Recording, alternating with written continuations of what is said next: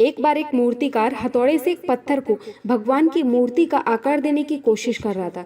जैसे ही वो छेनी पर अपना हथौड़ा चलाता, वो पत्थर चिल्लाने लगता और कहने लगता कि ये क्या कर रहे हो, मुझे इतना मार क्यों रहे हो, मुझे बहुत दुख हो रहा है, बहुत दर्द हो रहा है, मुझे अपने हाल पर छोड़ दो और यहाँ से चले जाओ। मूर्तिकार ने उस पत्थर से कहा, मुझे बहुत अच्छे से पता है कि तुम्हें बहुत दर्द हो रहा है, तकलीफ हो रही है और तुम बहुत ज़्यादा दर्द में हो, लेकिन अगर आज तुमने इस दर्द को नहीं सहा, इस तकलीफ को नहीं सहा, तो जीवन भर तुम यहाँ पर इसी तरह पड़े रहोगे।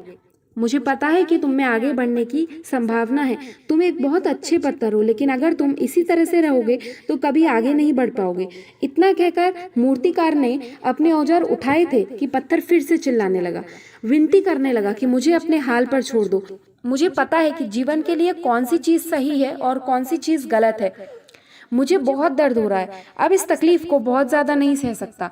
जिस हाल में हूँ उस हाल में छोड़कर तुम यहाँ से चले जाओ। उस मूर्तिकार ने फिर से उस पत्थर को समझाने की कोशिश की और कहा, सब्र बनाए रखो, थोड़ी देर और इस दर्द को सहो। अगर ये दर्द तुमने सह लिया तो मैं भगवान की मूर्ति के रूप में तुम्हारी स्थापना कराऊंगा और दूर दूर से लोग तुम्हारी पूजा करने आएंगे, सब लोग तुम्हारी सेवा करेंगे। लेकिन पत्थर ने उस मूर्तिकार की एक बात नहीं मानी, चिल्लाता रहा और अपनी बात पर अड़ा रहा। मूर्तिकार ने उस पत्थर को समझाने की बहुत कोशिश की, लेकिन वो नहीं माना।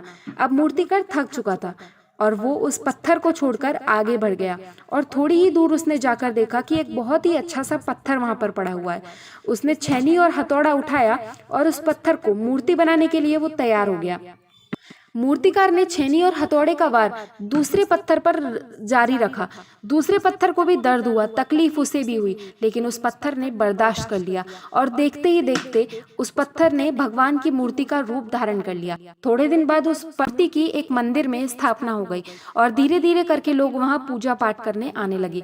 लोगों की मन्नतें वहाँ से पूरे होने लगी। मंदिर बहुत ज्यादा फेमस हो गया। अब धीरे धीरे करके दूर दूर गाँव से लोग वहाँ पूजा पाठ करने आने लगे। फिर एक दिन उस पुराने पत्थर को उस मंदिर में लाया गया और उसे एक कोने में रख दिया गया। अब लोग आते जाते उस पर नारियल फोड़ते थे। ये कोई और पत्थर नहीं, बल्कि वो पत्थर था जिसने दर्द को नहीं सहा था। अब वो पत्थर मन ही मन बहुत ज्यादा पछता रहा था, दुखी हो रहा था और अपने आप से कह रहा था कि काश मैंने उस दिन उस दर्द को, उस तकलीफ को सह लिया होता तो आज लोग मेरी भी पूजा करते। इसलिए आप भी अपने जीवन में हमेशा याद रखना, जब भी आप अपने करियर की शुरुआत में किसी काम को कर रहे हो, पढ़ाई कर रहे हो या कोई भी काम कर रहे हो और उसमें आपको तकलीफ हो रही है, मेहनत ज्यादा करनी पड़ रही है, तो आप रुकना मत, किसी और रास्ते की शुरुआत मत करना, क्योंकि कोई और रास्ता आपको सफलता नहीं दे सकता। आपको उस दर्द को, उस तकलीफ को सहना होगा। उसको सहकर आप ज्यादा मजबूत बनोगे और तभी आप अपने जीवन में आगे बढ़ोगे। और जीवन में हमेशा याद रखना कि आपको पहले पत्थर की तरह नहीं, बल्कि दूसरे पत्थर की तरह बनना है।